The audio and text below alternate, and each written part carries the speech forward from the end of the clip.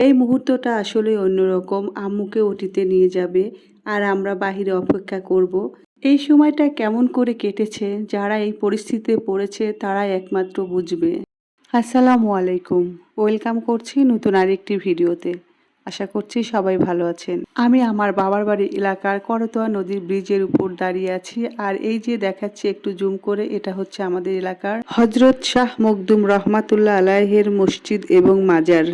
অনেকদিন আগে একটা ভিডিওতে শেয়ার করেছিলাম আমার আম্মুর পিত্তথলিতে একটু সমস্যা হয়েছে, আর সেটারই অপারেশনের জন্য নাজিবকে রেখে আমি একাই ঢাকা থেকে আম্মুর কাছে চলে এসেছি। এই তো আম্মুকে নিয়ে আমরা হসপিটালে চলে এসেছি, খাজা ইউনুস আলী হসপিটালে। যেহেতু আমাদের সবকিছু আগে থেকে ঠিকঠাক করা ছিল, তাই আমরা আগের দিন এসে ভর্তি হয়ে আজকে আম্মুর অপারেশন হবে, আর সেজন্য কিছু টেস্ট করছে। এরপরে আম্মুকে ওটিতে নিয়ে যাবে।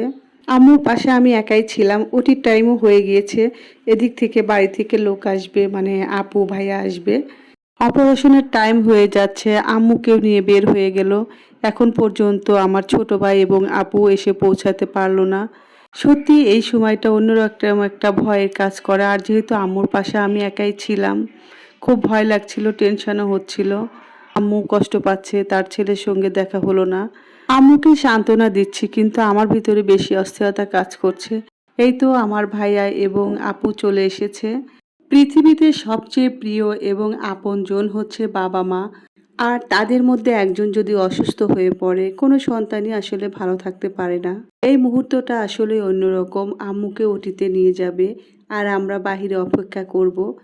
এই সময়টা কেমন করে কেটেছে যারা এই পরিস্থিতিতে পড়েছে তারাই একমাত্র বুঝবে। সবাই দোয়া করবেন আমার আম্মুর জন্য।